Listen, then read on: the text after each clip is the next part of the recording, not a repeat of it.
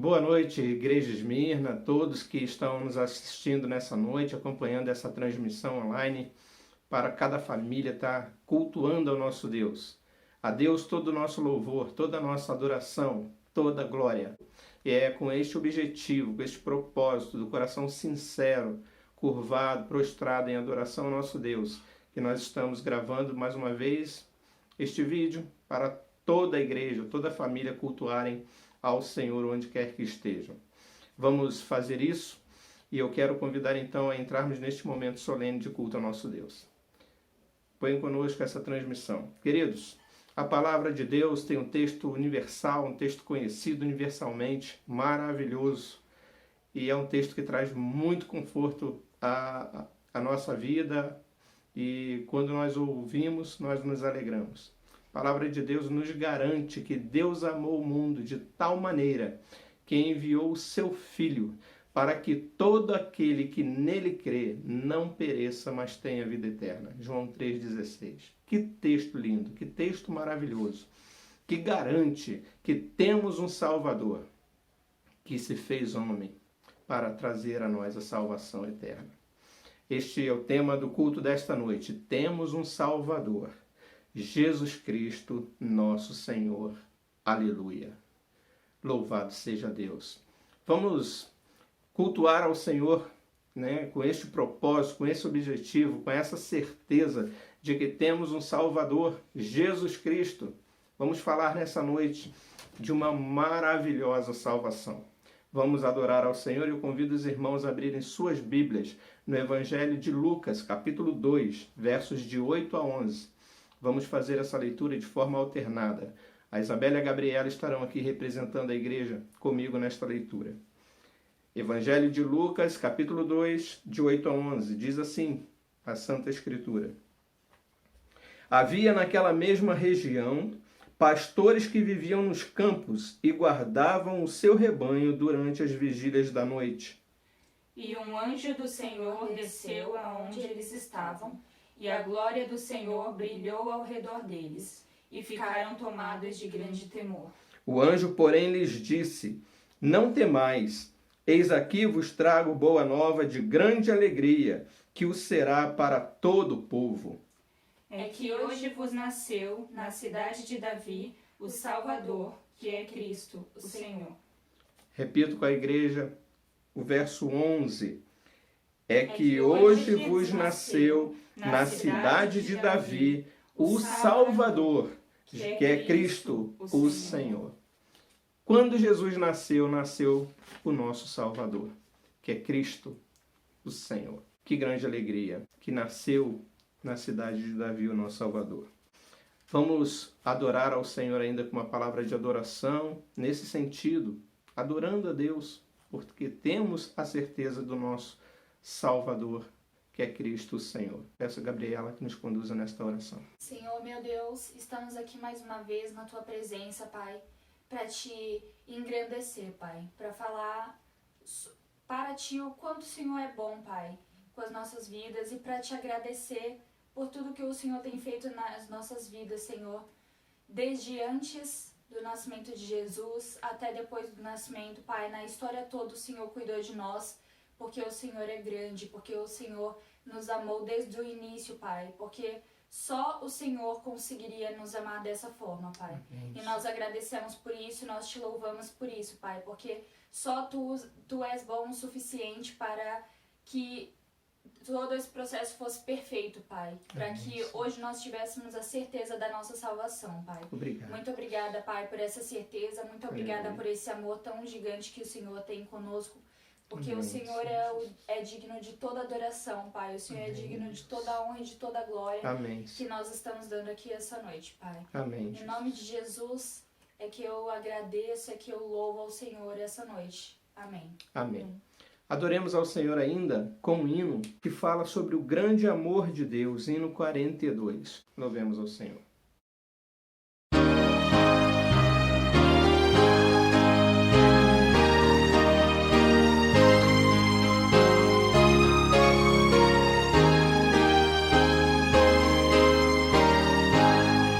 A Deus demos glória por seu grande amor, o Filho bendito por nós todos deu, e graça concede ao mais vil pecador, abrindo-lhe a porta de entrada no céu. Exultai, exultai, vinde todos louvar a Jesus Salvador, a Jesus Redentor. A Deus demos glória, porquanto do céu seu Filho bendito por nós todos deu. Ó graça real, foi assim que Jesus, morrendo, seu sangue por nós derramou. Herança nos céus com os santos em luz, legou-nos aquele que o preço pagou. Exultai, exultai, vinde todos louvar a Jesus Salvador, a Jesus Redentor. A Deus demos glória, porquanto do céu seu Filho bendito por nós todos deu.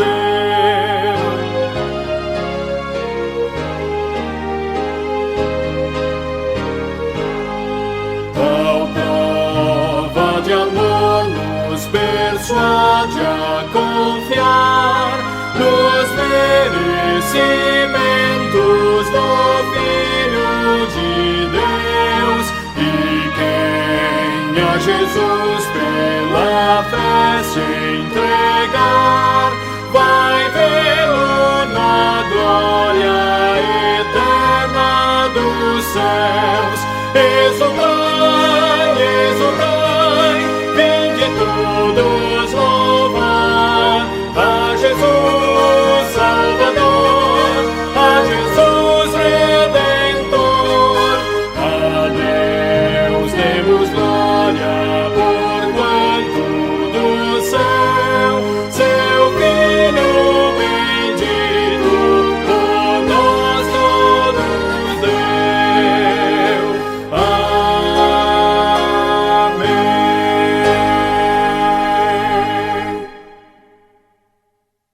Passemos agora, irmãos, ao momento de contrição, confissão de pecados. Eu convido a igreja a abrirem suas Bíblias no livro, na Epístola de Hebreus, capítulo 12. Faremos a leitura dos versos 4 a 6 e depois de 11 a 13. Hebreus, capítulo 12, de 4 a 6 e de 11 a 13. Farei a leitura e peço que os irmãos acompanhem. Ora, na vossa luta contra o pecado, ainda não tendes resistido até ao sangue, e estáis esquecidos da exortação que, como a filhos, discorre convosco. Filho meu, não menosprezes a correção que vem do Senhor, nem desmaies quando por ele és reprovado, porque o Senhor corrige a quem ama e açoita a todo filho a quem recebe. De 11 a 13.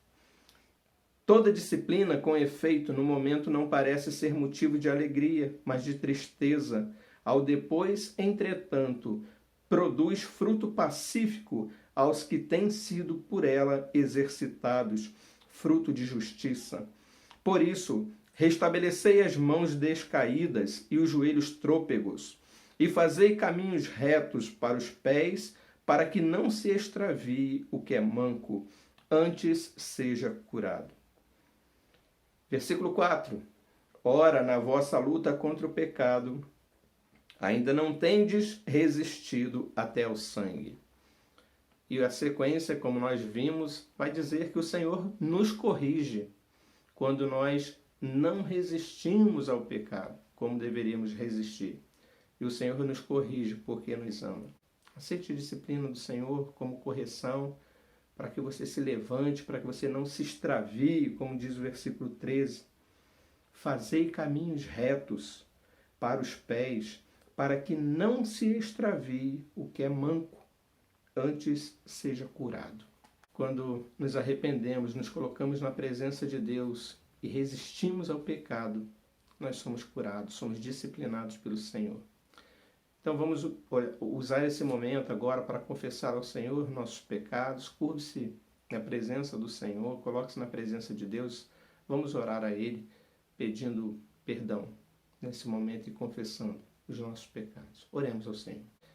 Deus Santo, nós queremos chegar na Tua presença nesse momento, primeiramente agradecidos, porque o pecado que fazia separação entre nós e o Senhor, que nós não podíamos fazer nada para resgatar a nós mesmos, isso o Senhor fez por nós, amando o mundo de tal maneira que enviou o Seu Filho para morrer por nós. Ó Deus, e o Senhor requer de nós isso, e na condição ainda de pecadores, mas sendo redimidos pelo Senhor, resistamos o pecado, lutemos contra o pecado, para que os nossos joelhos não sejam trôpegos, para que nós não nos extraviemos dos seus santos e retos caminhos, mas que sejamos curados pelo Senhor no nosso dia a dia, para que não sejamos disciplinados pelo Senhor. E o Senhor nos dá força para resistirmos às tentações. Então ajuda-nos, ó Deus, quando não lutamos contra o pecado até o sangue. Ó Deus, nos dê forças para resistirmos às nossas tentações. Perdoa as nossas fraquezas, as nossas limitações. E nos ajude, ó Deus, a caminhar cada dia mais na disciplina e na demonstração do Senhor, reconhecendo que o Senhor nos amou para pagar o preço pelos nossos pecados, mas requer de nós arrependimento, requer de nós uma vida de santidade, piedade e gratidão. E, ó Pai, essa gratidão deve produzir frutos de testemunho, de honra, que glorifica o Teu nome nesse mundo. Então nos ajuda a produzir frutos de honra e vivermos na luta contra o pecado. Perdoa, Pai, os nossos pecados, nos abençoe, nos ajude com a Tua graça. É a nossa oração em nome de Jesus. Amém. Ainda nesse momento de confissão, façamos agora do hino que iremos cantar, que diz sobre transformação. Clamemos, falemos ao Senhor através deste hino. Louvemos ao nosso Deus.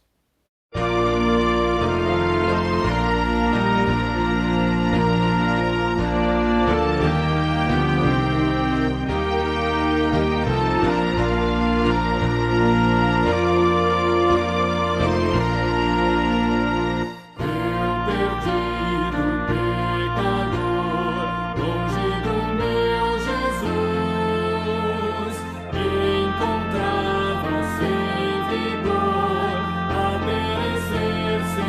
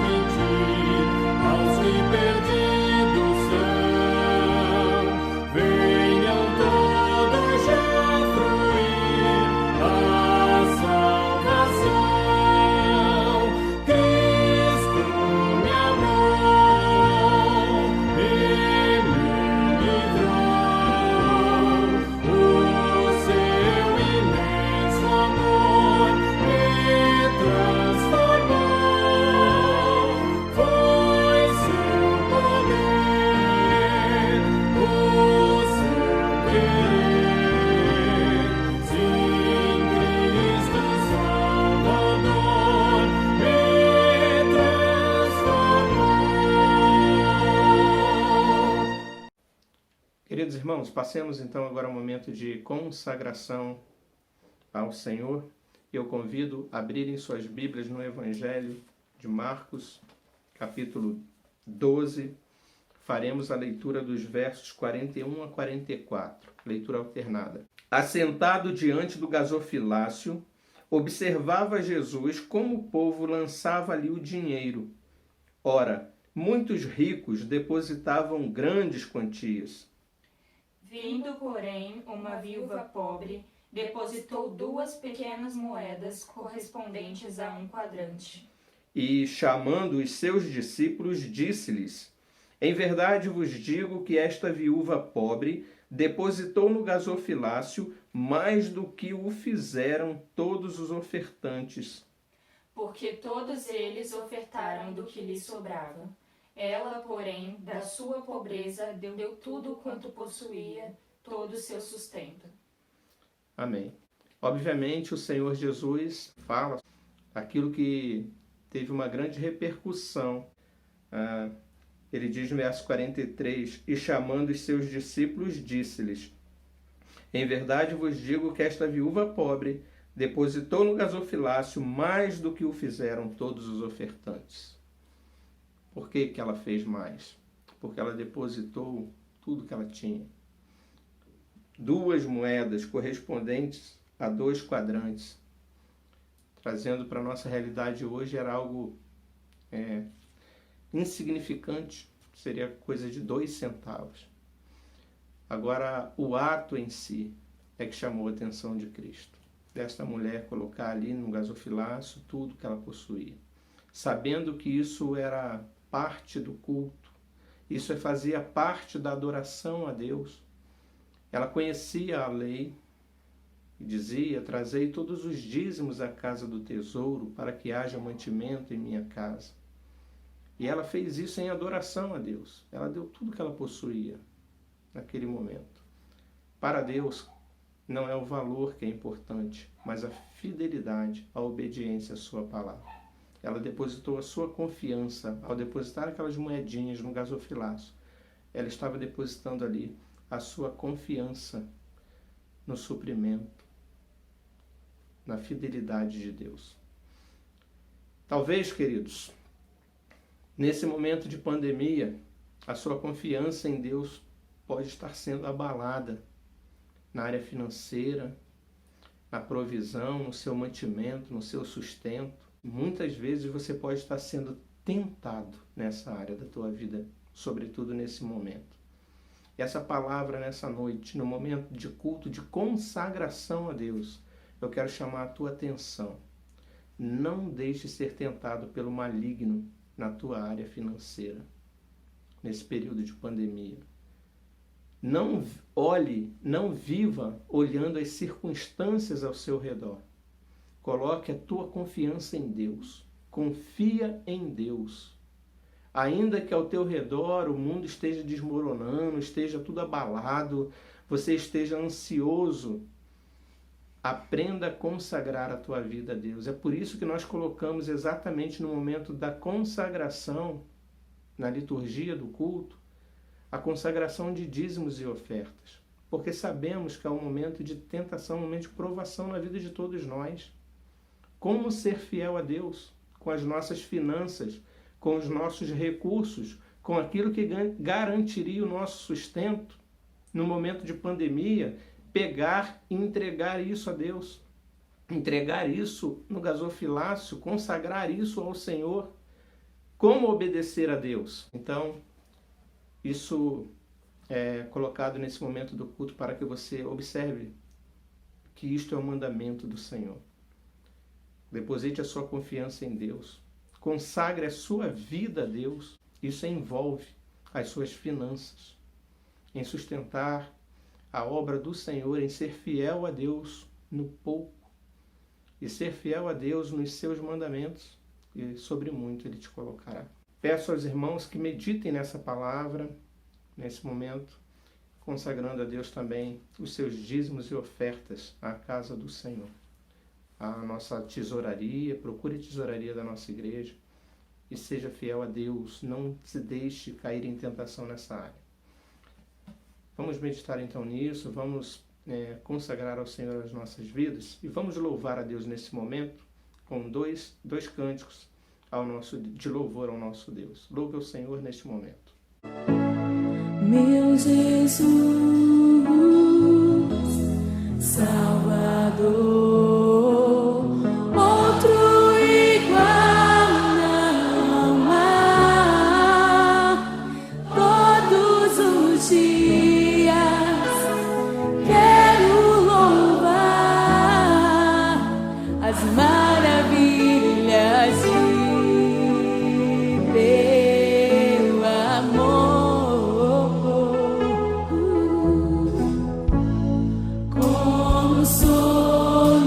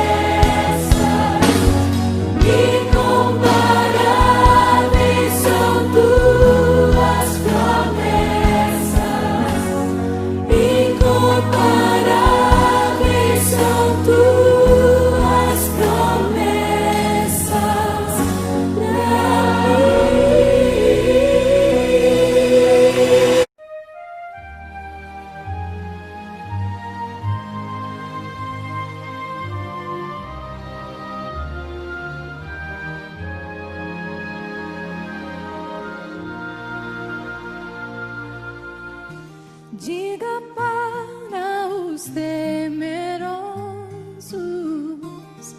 não há nada a temer. Poderoso é o teu Senhor quando clama seu nome. Ele então virá. Ele vem pra te salvar. Ele vem para te salvar. Diga ao cansado, o teu Senhor virá. Ele vem para te salvar. Ele vem pra te salvar. Ele vem para te salvar. Contemplar o Senhor e te levantarás. Ele vem para te salvar.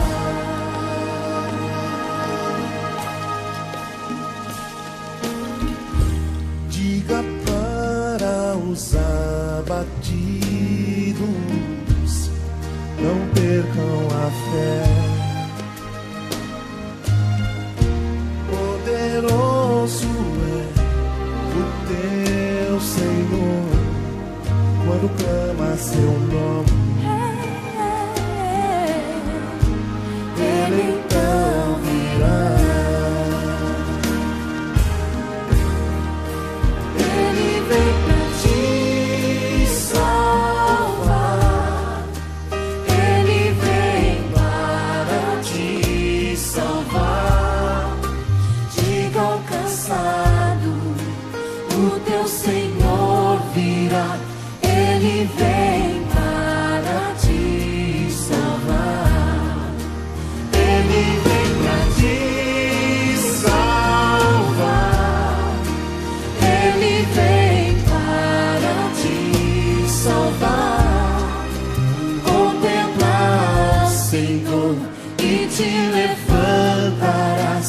Ele vem para te salvar. Ele é o teu refúgio em meio às lutas. Um escudo na tempestade. Uma torre na tristeza, Fortaleza em meio à batalha. Ele vem te salvar. Ele vem para te salvar. Diga ao cansado, O teu Senhor virá. Ele vem para te salvar. Ele vem pra te salvar. Ele Ele vem vem, para te salvar. Contemplar o Senhor e te levantarás. Ele vem para te salvar. Contemplar o Senhor e te levantarás. Ele vem para te salvar. Contemplar o Senhor e te levantarás. Ele vem para te salvar. Amados irmãos, depois do louvor, de louvarmos ao nosso Deus, convido a igreja agora a fazermos uma oração de consagração, consagrando a Deus tudo que Ele tem nos concedido, todas as bênçãos que Ele tem nos proporcionado, pelo mantimento, pelo sustento. E vamos orar a Deus então nesse momento, agradecendo pelos dízimos que serão entregues à nossa tesouraria e pedindo as bênçãos de Deus sobre aqueles que nesse momento realmente estão impossibilitados de consagrarem seus dízimos e suas ofertas por falta de salário, por falta de renda, por falta de trabalho. Vamos invocar o Senhor neste momento, Deus da nossa provisão, que abra as portas, abra as janelas dos céus, aqueles que são fiéis e que estão impossibilitados de consagrar ao Senhor seus dízimos e suas ofertas.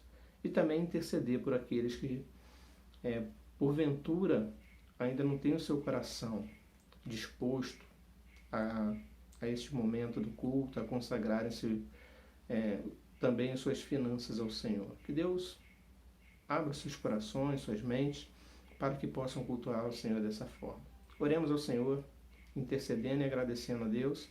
Peço a Isabela que nos conduza nessa oração de consagração. Senhor, meu Deus e Pai, muito obrigada, Deus, por mais esse dia de vida que o Senhor concedeu, Senhor Deus, a todos nós. Obrigada por tudo que o Senhor nos concede, mesmo nesses momentos tão difíceis, Pai.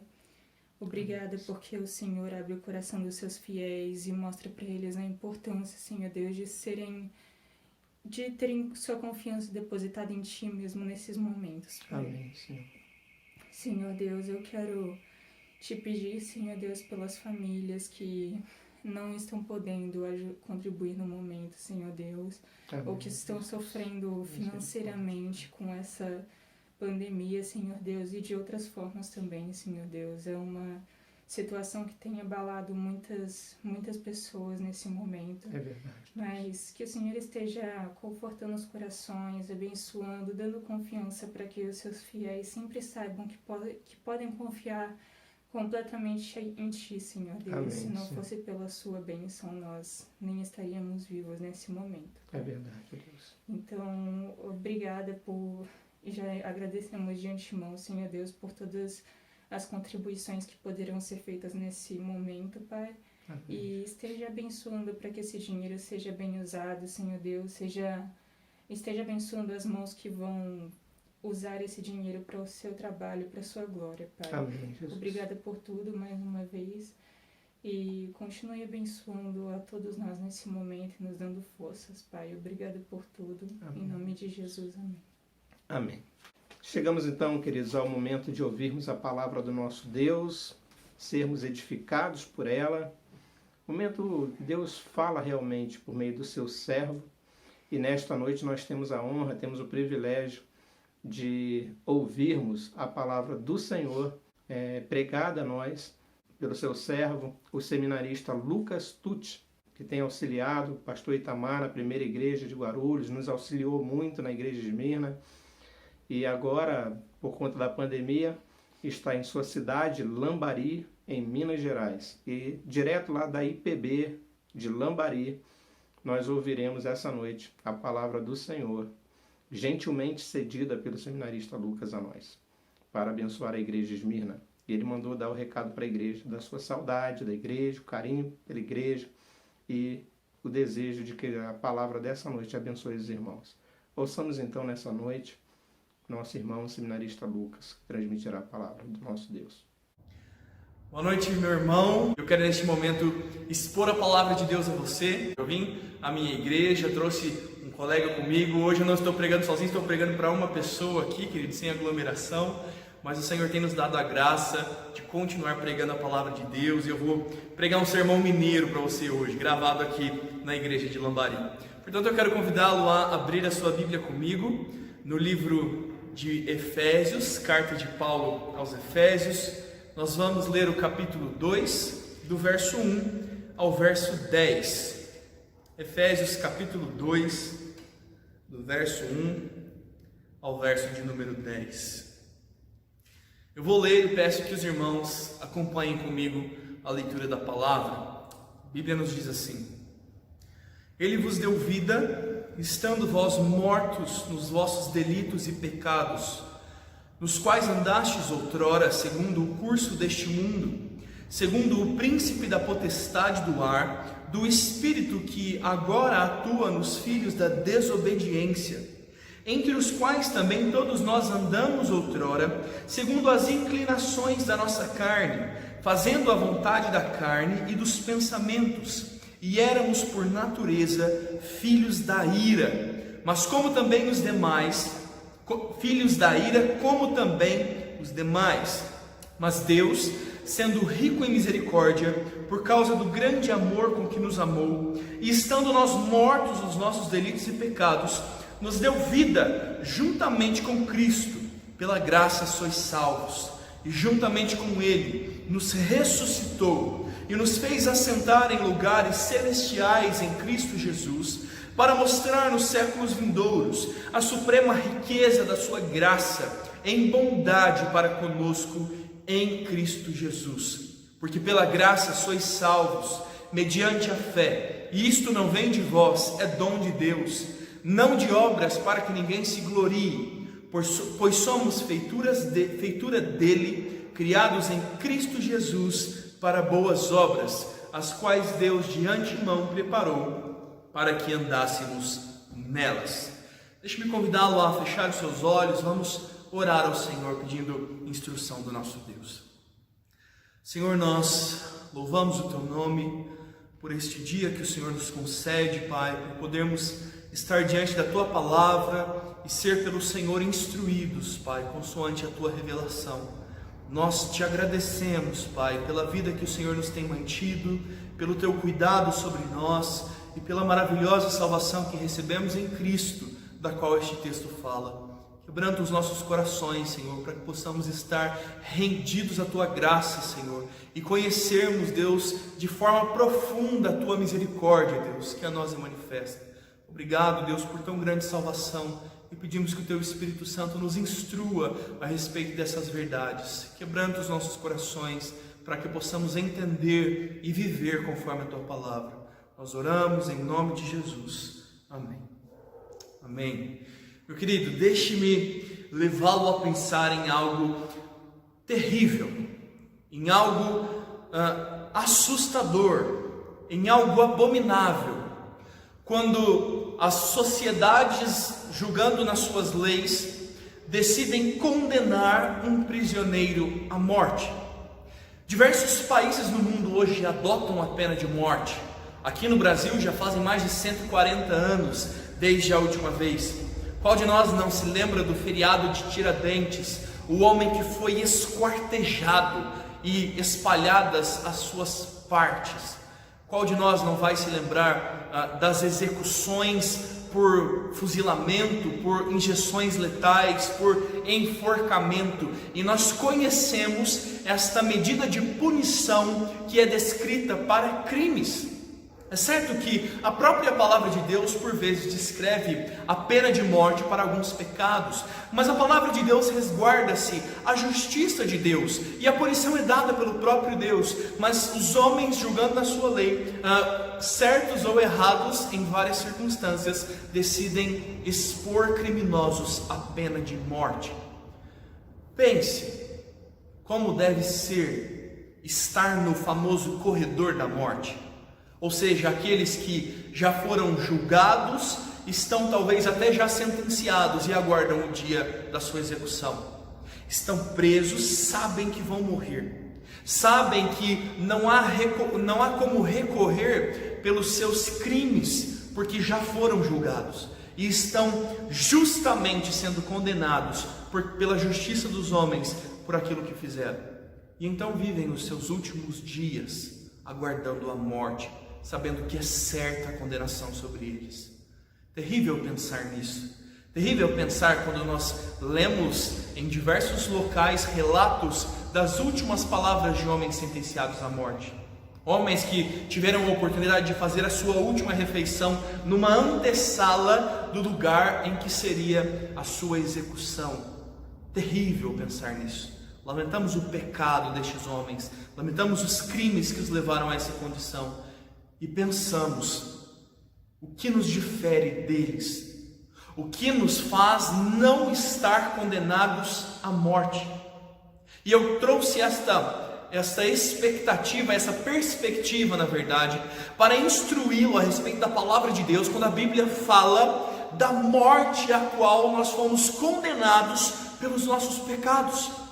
O apóstolo Paulo vai se dirigir aos da igreja de Éfeso, Desta vez não tratando por meio de carta alguma distinção teológica grave. O apóstolo Paulo não está lidando com heresias ou com grandes brigas. Esta carta é marcada pelo ensino doutrinário do apóstolo, mas levando-os a uma correta adoração a Deus.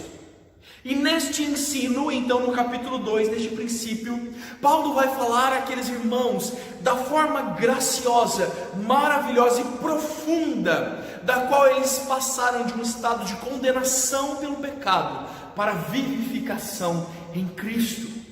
É maravilhoso quando nós podemos contemplar e ver que nós estávamos mortos nos nossos delitos e pecados, e o Senhor nos deu vida. Por isso, nessa perspectiva, eu quero chamar a sua atenção a pensar em uma salvação maravilhosa para terríveis pecadores. Porque é isso que somos. Nós somos terríveis pecadores, mas Deus manifestou a nós uma salvação maravilhosa. Portanto, nós podemos olhar para esse texto e enxergar a morte na qual nós estávamos. Da mesma forma, nós podemos enxergar uma vivificação que Deus está operando em nós.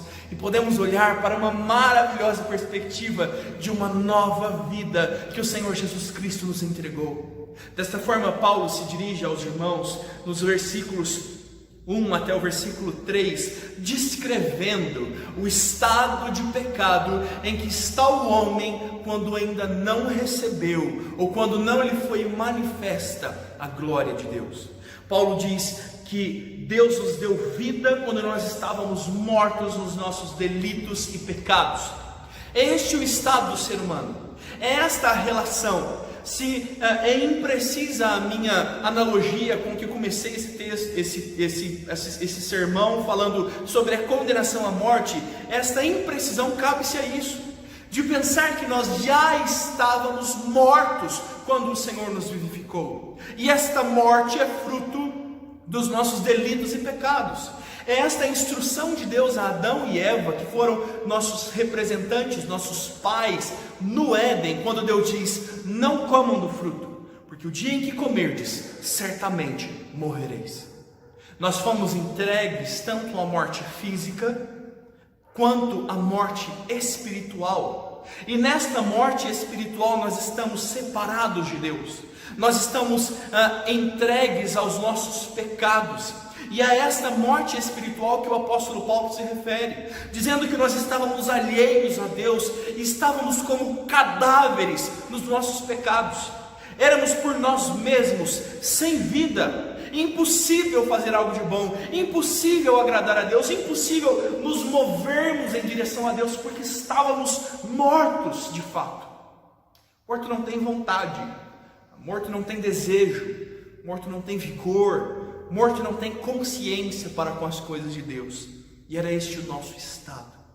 Paulo descreve ainda mais profundamente quando diz no verso 2 os pecados que nós andamos outrora, este modo de vida ao qual nós partilhamos, este modo de andar que nós vivemos segundo o curso deste mundo. É assim que os mortos vivem, né? É assim que aqueles que estão alheios a Deus vivem, segundo o curso deste mundo. Nós, quando éramos pequenos, a minha tia tinha um sítio aqui na cidade de Lambari, e aquela criançada toda ia para lá, e a gente não tinha muitas coisas no sítio, era uma construção recente, mas tinha lá uma piscininha redonda.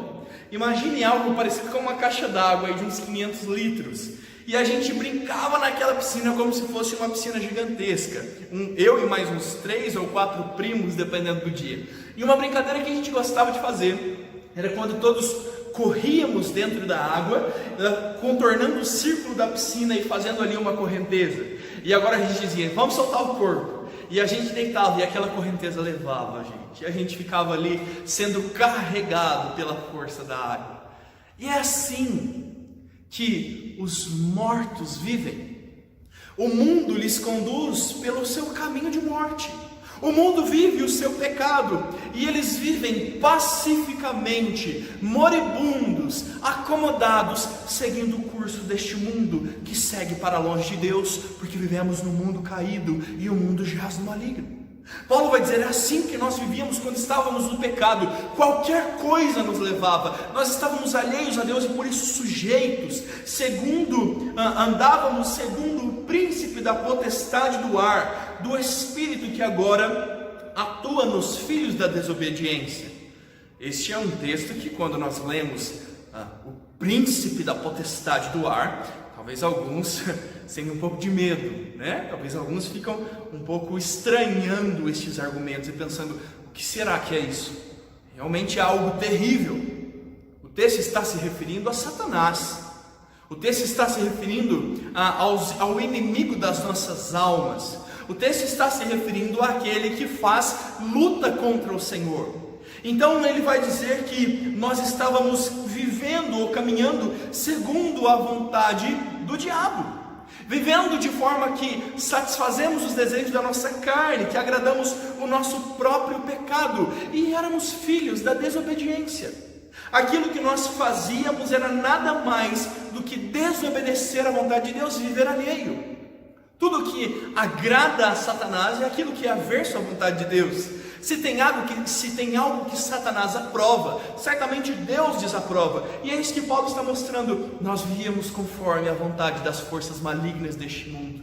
Vivíamos de forma que agradava a Satanás. E nós vivíamos em desobediência da lei de Deus. E lembre-se, todo descumprimento da boa lei moral e instituída por Deus é o pecado. Portanto, vai dizer, nós vivíamos conforme o diabo queria, e nós vivíamos no pecado das nossas vidas, sendo levados, andando segundo o curso deste mundo. E mais ainda, o verso de número 3, o seu final, o texto diz que nós estávamos andando outrora, segundo as inclinações da nossa carne, fazendo a vontade da carne e dos pensamentos. Mas querido, note que Paulo está dizendo, fazíamos isso outrora. Então já fica claro o destinatário da carta a quem Paulo está falando. Paulo está falando a pessoas que já não vivem mais os seus pecados, pessoas que já deixaram este estado de vida e agora estão andando com Cristo. Por isso, outrora andávamos assim, na carne, andávamos satisfazendo as vontades da carne. E esta é a linguagem bíblica para falar das coisas que são agradáveis ao pecado, das coisas que são da nossa inclinação pecaminosa. E a Bíblia nos mostra a carne e o espírito fazendo guerra entre si, como coisas opostas, dizendo, aqueles que estão na carne não podem agradar a Deus, não podem viver uma vida conforme Deus quer. Portanto, o texto vai nos mostrar que em pecado nós fazíamos tudo o que a nossa carne desejava e andávamos conforme os nossos próprios pensamentos. Me diga, querido, qual de nós sem Cristo tem desejos bons? Ou talvez o oposto, qual de nós estando em Cristo, adorando ao Senhor, deseja com todas as suas forças pecar contra Deus? O texto mostra claramente que, vivendo segundo a carne, nós satisfazíamos o pecado e aborrecíamos a Deus. Vivíamos aversos de Deus. E por isso a conclusão é dizer que nós éramos, por natureza, filhos da ira, como também os outros foram. E alguns se espantam quando falamos assim. Alguns se escandalizam em dizer que como pode Deus se irar? Como pode Deus castigar? Como pode Deus derramar juízo sobre alguém se Deus é amor?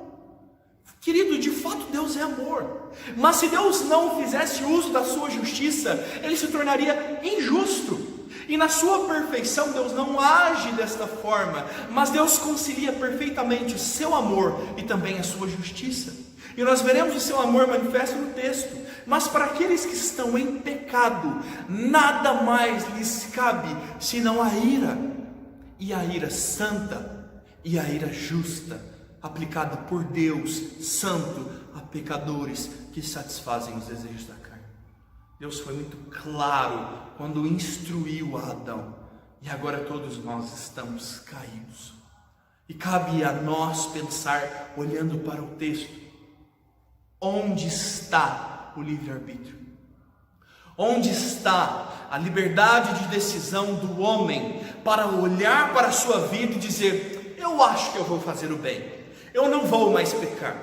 Onde está a capacidade destes que estão mortos nos seus delitos e pecados, sendo levados pelo curso deste mundo, satisfazendo as concupiscências, os maus desejos da carne? Onde esse tipo de homem que outrora nós fomos pode dizer: não vou mais pecar, vou fazer agora só o que é bom? A parte de Deus, tudo que nos resta é condenação, tudo que nos resta é ira, e ira justa de Deus, e Deus derramará da sua ira, porque Ele é justo. Quando olhamos para esses textos, nós nos localizamos em uma posição terrível. Nós identificamos que somos pecadores, que há uma carne em nós que grita, buscando satisfazer os seus próprios desejos e abandonar o Senhor. Nós vemos que muitas vezes servir às forças malignas e nos deleitarmos no que é mal é mais prazeroso do que estar diante de Deus fazendo a sua vontade. E nós vemos o nosso pecado. O pastor Jeremias, da 8ª Igreja de Belo Horizonte, ele tem algumas colocações engraçadas. E quando ele fala do nosso pecado, ele diz: baixa a bola aí, gente boa. Ele diz exatamente isso: baixa a bola aí, gente boa. Porque nós precisamos entender de onde o Senhor nos tirou. Quando entendemos a depravação do homem, quando entendemos o charco de lamaçal a qual se refere o Salmo 40, podemos entender o tamanho do amor, o tamanho da misericórdia disposta de Deus para nós. Portanto, querido, reconheça isso e agradeça ao Senhor.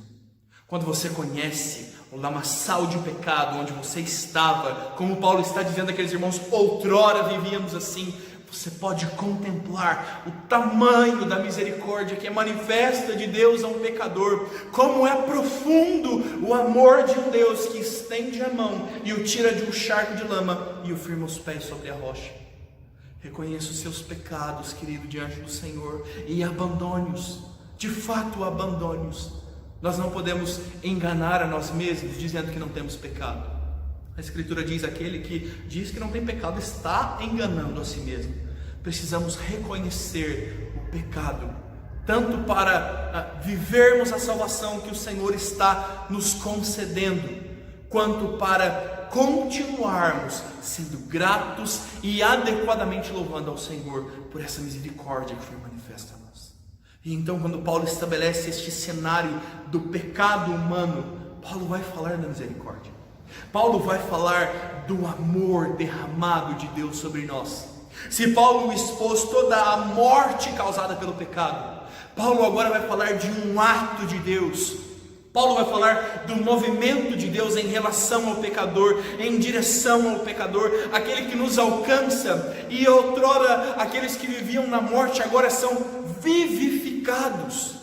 E os versos seguintes vão expor a vivificação que o Senhor operou em nós. Perdão, querido, o verso 4 nos mostra uma forte adversativa, dizendo: mas Deus.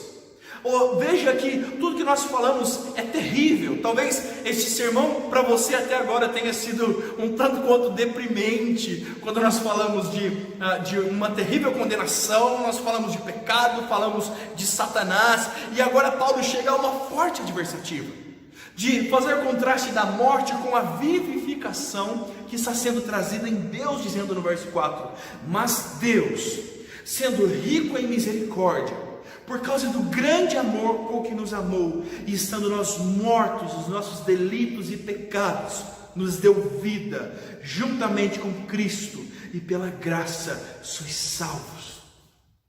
É o amor de Deus manifesto. Veja que Paulo fala de uma rica misericórdia. É uma farta misericórdia. É uma misericórdia que não é entregue em medida, não é entregue em mesmice.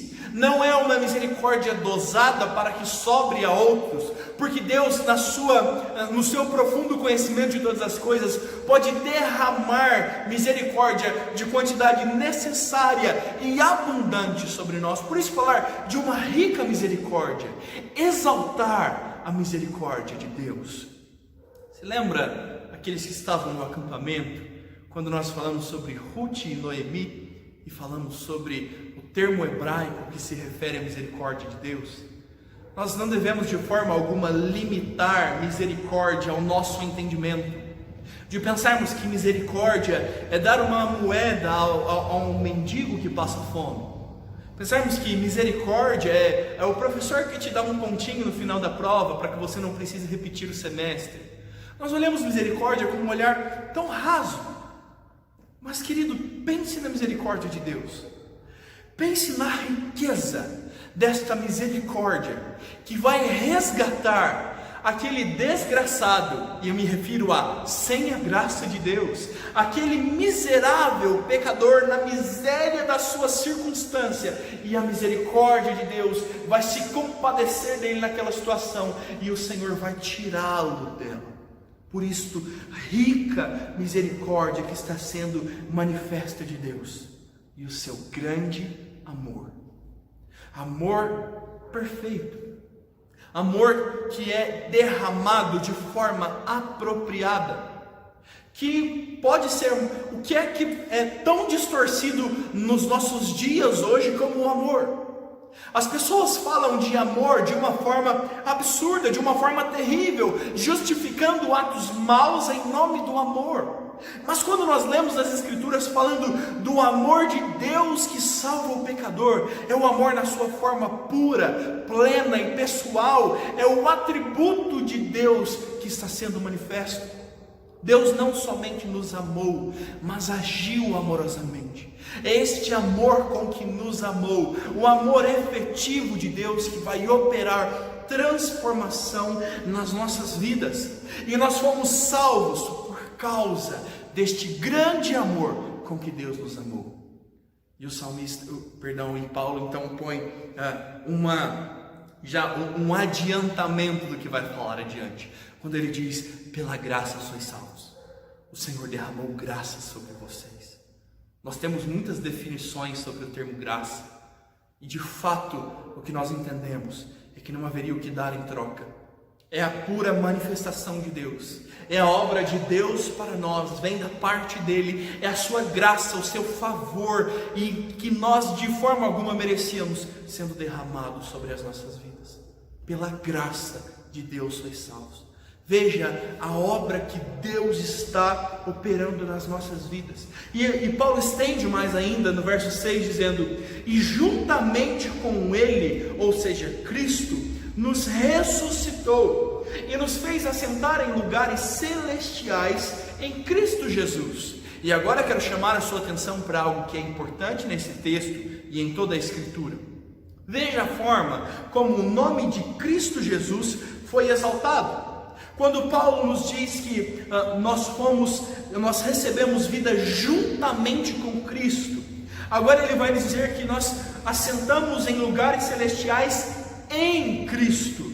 E também vai dizer mais à frente aquilo que nós fazemos como boas obras que são feitas em Cristo Jesus.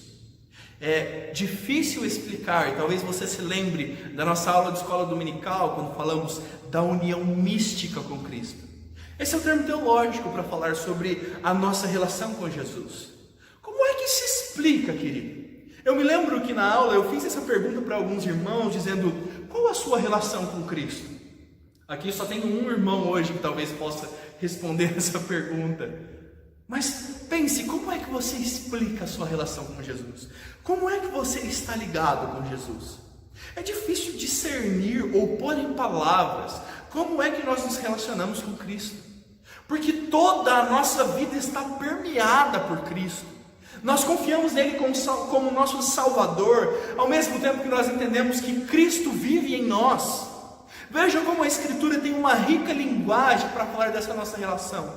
Portanto, a teologia, na nossa limitação humana, disse que essa união com Cristo, ela é mística, ou seja, ela é misteriosa. É difícil pôr em termos e explicar, mas é claro o entendimento de que isto é uma verdade bíblica. Nós vemos que nós estamos ligados a Cristo. Nós morremos com Ele, nós ressuscitaremos com Ele. E desta forma, Paulo faz uso de uma linguagem presente para algo que nós ainda não vivemos. Porque entendendo que nós estamos intrinsecamente ligados com Cristo, Paulo vai dizer que o Senhor nos ressuscitou e nos fez assentar em lugares celestiais com Cristo Jesus. E talvez você olhe para o sofá e diga: eu estou em um lugar celestial. Paulo está nos mostrando sobre a garantia da obra que foi feita. Paulo está nos mostrando a efetividade do amor de Deus, que não depende de nós, mas que é operoso pelo seu próprio amor, pela sua própria misericórdia. E esta obra é feita em Cristo, de forma que estamos tão ligados a Cristo, que já antevivemos aquilo que está preparado para nós. Ou de forma mais propícia, Paulo está falando que já está garantida a salvação, de uma forma que aquilo que ainda vai acontecer, ou seja, a nossa glorificação, já é tratada na Escritura como algo ocorrido, como algo passado. Porque Deus já concretizou, ainda que não tenha se manifestado no tempo, isso já está certo. Você já se assentou em lugares celestiais com Cristo, porque tão certo quanto respiramos, o Senhor nos salvou, e a obra está baseada somente nele, e é Ele mesmo quem garante que nós estaremos com Ele na glorificação. Querido, que alento para a alma poder pensar que nós estamos em Cristo, com Cristo, e a nossa fé está fundamentada nele, e nós estamos profundamente ligados nele, de forma que já é inseparável. Quando Paulo diz: já não sou mais eu que vivo, é Cristo que vive em mim, já não há mais como discernir a minha vida sem o Senhor Jesus, porque a própria justificação dos meus pecados foi operada em Cristo. Quando Deus olha para mim, a justiça que Ele vê é a que foi imputada por Cristo, a que foi alcançada em Cristo Jesus, e agora estou ligado a Ele, por isso viverei coisas maravilhosas. Veja que vivificação profunda Deus está operando em terríveis pecadores que nada mereciam senão a ira de Deus. Se isto não é amor, se isto não é perfeito amor, é difícil saber o que é, querido. Ainda encerrando este trecho, Paulo vai dizer no verso 7: Deus fez isso para mostrar nos séculos vindouros a suprema riqueza da sua graça em bondade para conosco em Cristo Jesus. O Senhor fez isto para revelar em um futuro a sua suprema riqueza da sua graça. Eu acho que, ao meu ver, ao meu simples ver, Paulo usou uma linguagem apropriada ou aproximada para tentar explicar o inexprimível. Quem é que pode exprimir em palavras a glória de Deus que é manifesta na revelação da sua graça? É supremo, é superabundante, é maior do que nós podemos imaginar. E nós contemplamos esta salvação que está sendo operada então para que Deus mostre a sua operação nas nossas vidas. Entenda que o fim da salvação é a glória de Deus. O fim desta operação maravilhosa é a glória do próprio Deus. Nós encontramos em textos como esse, princípios da reforma protestante, quando dizemos: só a Deus se deve dar toda a glória, e Ele verdadeiramente é glorificado. Questões difíceis das nossas vidas são trazidas a textos como esse, de entender por que sofremos tanto com o pecado. Querido, para que se manifeste de forma superabundante, como diz Romanos, a graça de Deus. Onde abundou o pecado, superabundou a graça de Deus. Olhe para a sua vida mais uma vez. Traga isso aos seus dias mais uma vez. Se por hora nós ficamos deprimidos e angustiados com a situação do nosso pecado, que descanso de Deus, que graça maravilhosa e insondável derramada a nós na sua misericórdia.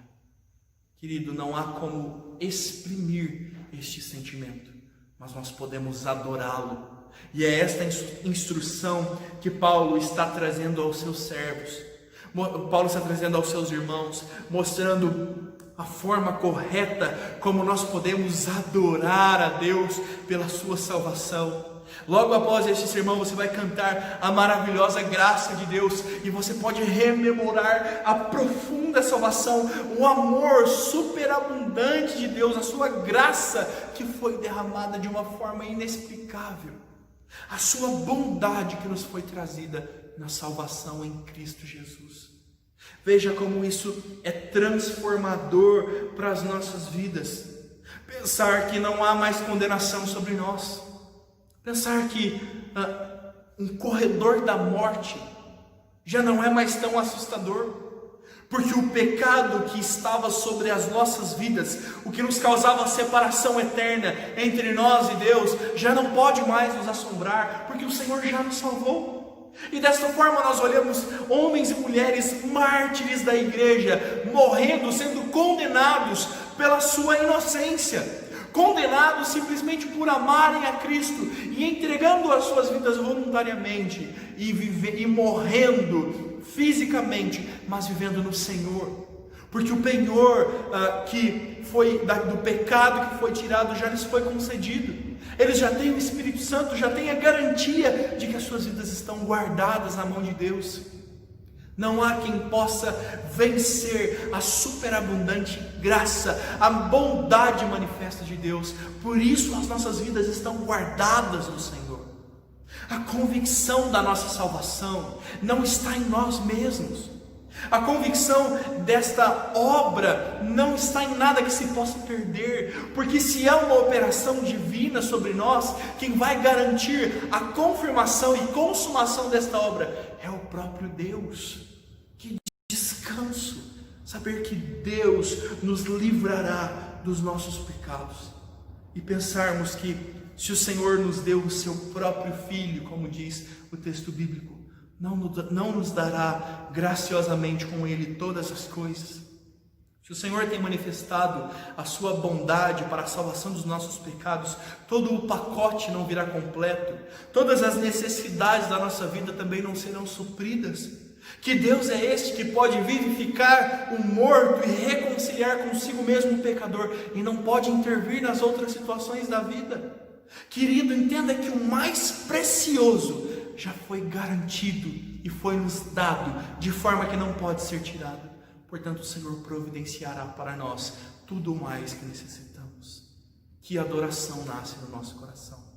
E quero partir para o terceiro e último trecho deste texto, quando o apóstolo Paulo mostra o estado de morte que estávamos. Agora é esta operação de vida que Deus está nos trazendo. E por fim ele vai falar sobre o modo então de viver. Como então viveremos? Se não mais buscamos satisfazer as concupiscências da carne, a que vontade servimos?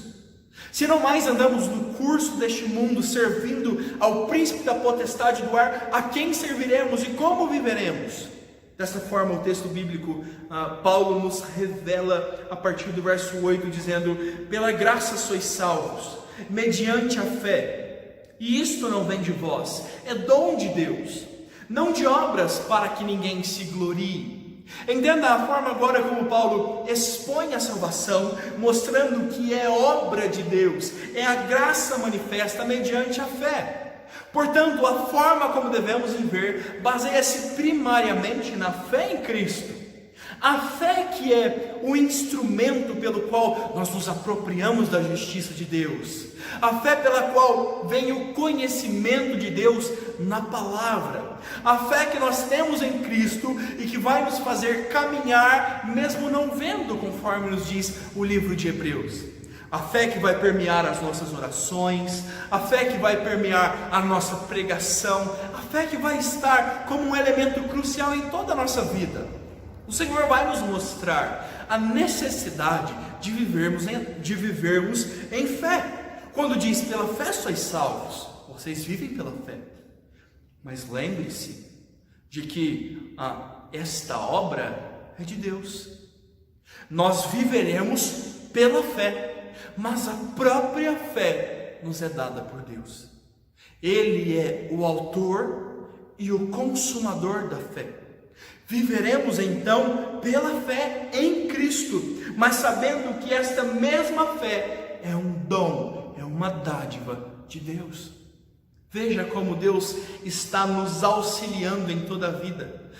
Fica muito evidente o texto bíblico quando diz: porque dele, ou a partir dele, por meio dele e para ele, como uma finalidade, são todas as coisas.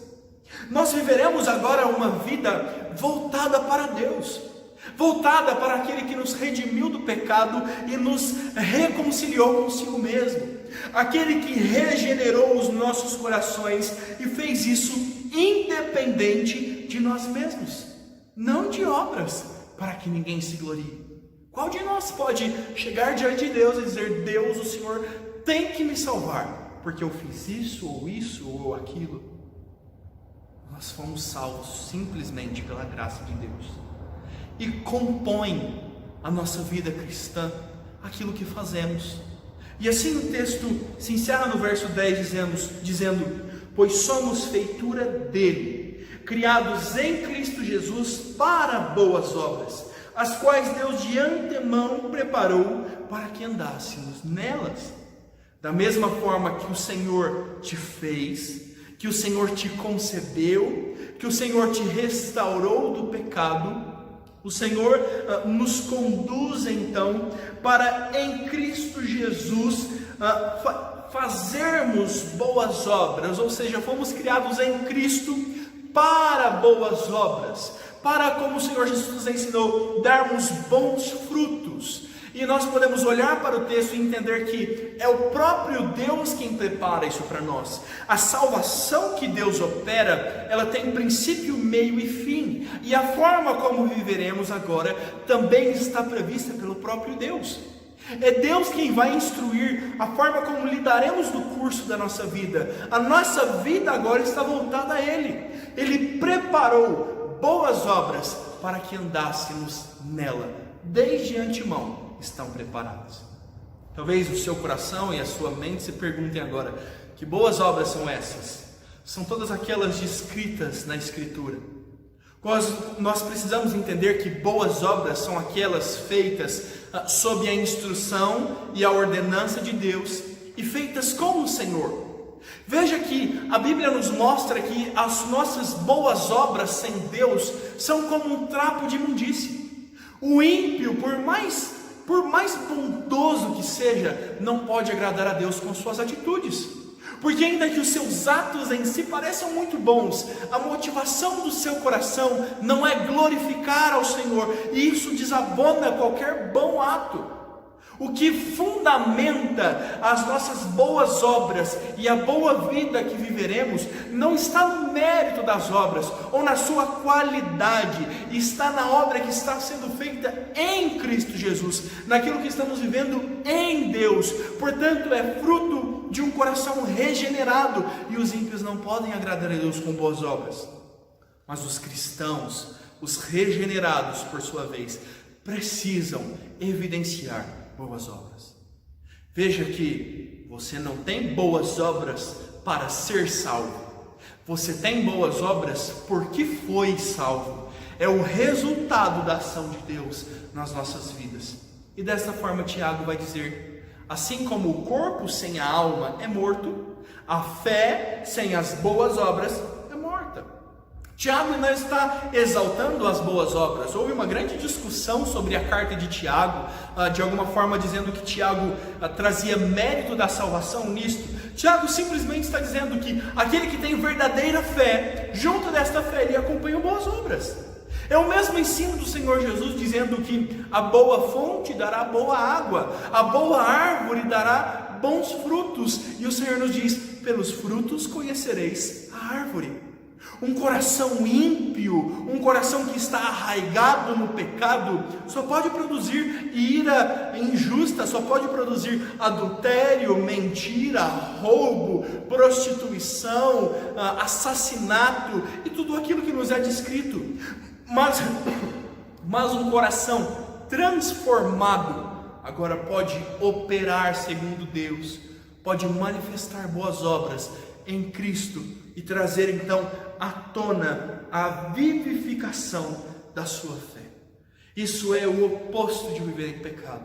O Senhor tem uma nova vida para que possamos andar. O Senhor tem um novo parâmetro pelo qual nós medimos, um novo objetivo de fazer o que fazemos para a glória de Deus. Se você trabalhava e pecava no seu trabalho, agora você pode voltar a trabalhar para a glória de Deus.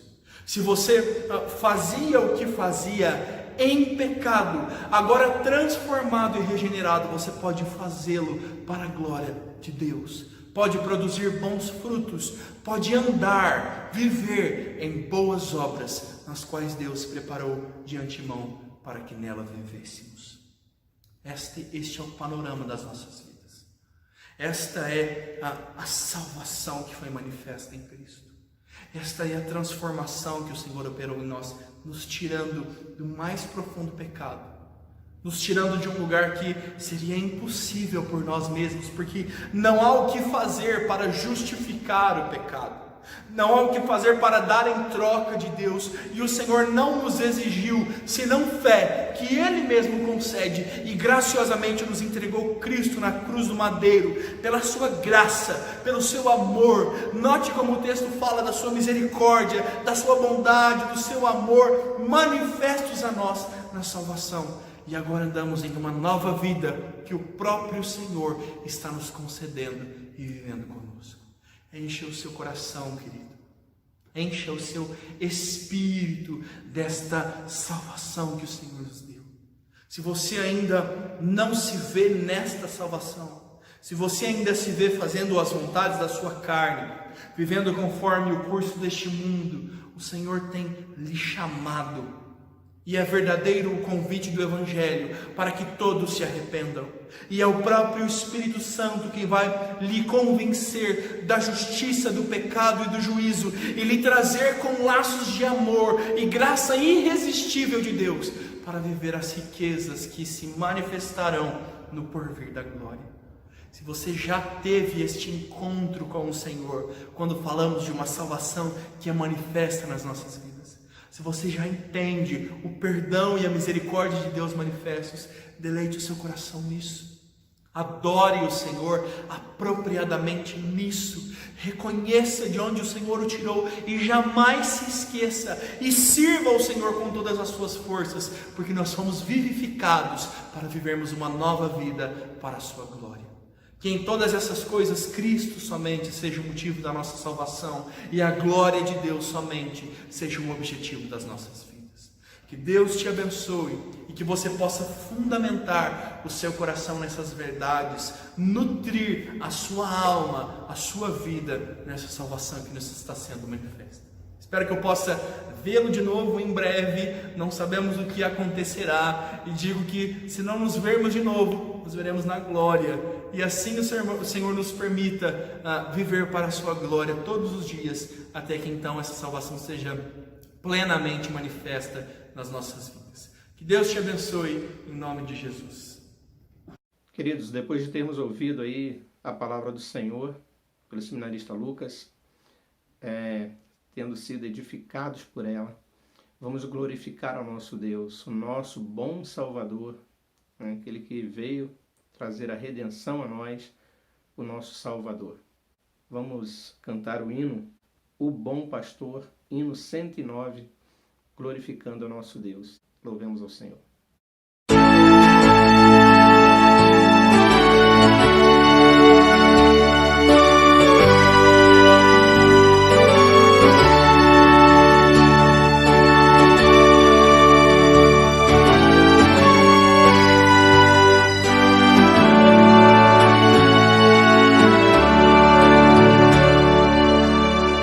Quero Salvador comigo, ao seu lado.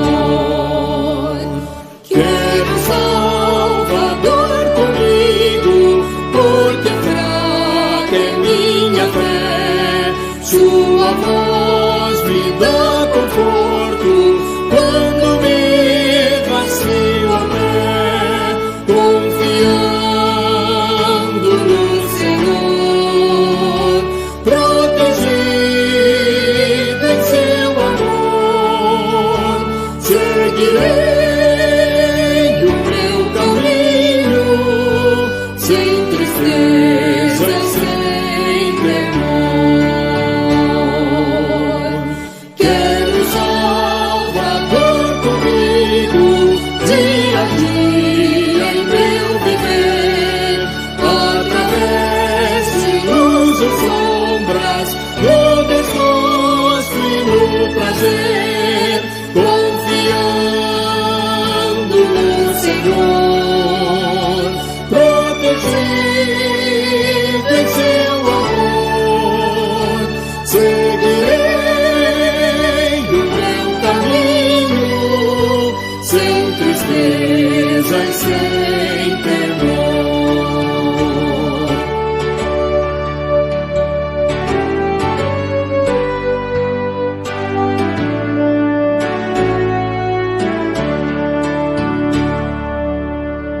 Quero o Salvador comigo, sabedoria e bom pastor, nesta vida além da morte, longe de perigo e dor, confiando no Senhor, protegido em seu amor. Seguirei o meu caminho, sem tristeza, sem temor.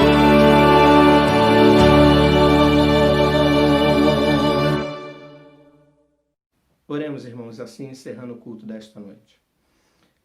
Pai Santo, nós glorificamos o Teu nome pela oportunidade que tivemos de estar na Tua presença nesta noite, nesta transmissão, transmitindo todos os atos do culto para a Tua honra, para a glória do Teu nome.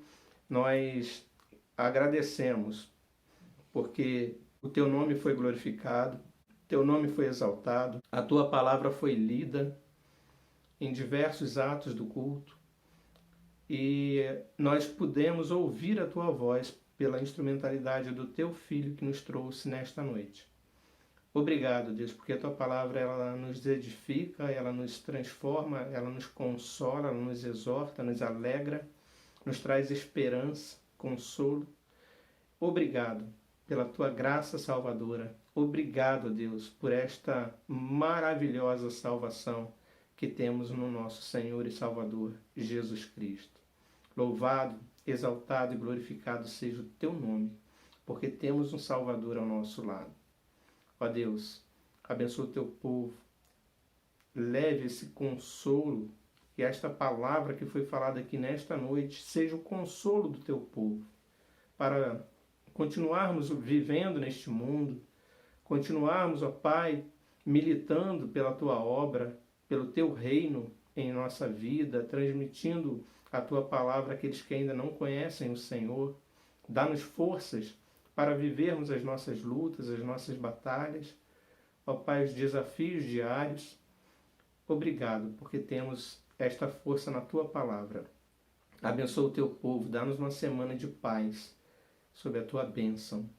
E que a graça do nosso Senhor e Salvador Jesus Cristo, que o amor do nosso Deus e eterno Pai, que a externa comunhão e a consolação do Espírito Santo do nosso Deus repouse sobre vós, Igreja Esmirna, sobre todos que foram alcançados pela Sua palavra nesta noite e sobre todo o Teu povo, ó Deus, em toda a terra, não apenas hoje, mas para todos sempre.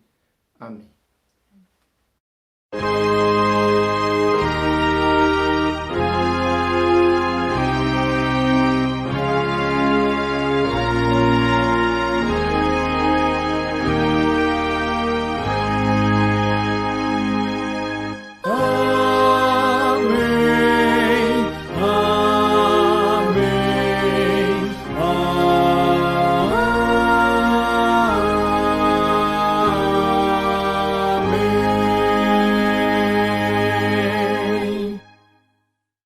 Queridos, assim está encerrado o culto nesta noite. Que Deus abençoe a todos. Espero que a palavra dessa noite, todos os atos do culto, possa ter servido para edificação e bênção dos irmãos. Convido a todos a continuarem assistindo todos os links, todos os vídeos que temos postado, né, no grupo da igreja, mensagens, palavras abençoadoras. Agradecemos a Igreja Betel, em especial o presbítero Danilo, que tem transmitido, né, compartilhado as aulas de escola bíblica dominical, e nós temos sido grandemente abençoados por essa palavra, pelo estudo da escola dominical, através do presbítero Danilo, e que os irmãos assim continuem acompanhando todos os trabalhos, os estudos bíblicos. Essa semana iniciaremos uma nova série de estudos, estarei divulgando aí no grupo da igreja. Enfim, que Deus abençoe a todos, que os irmãos estejam aí acompanhando todas as atividades da igreja.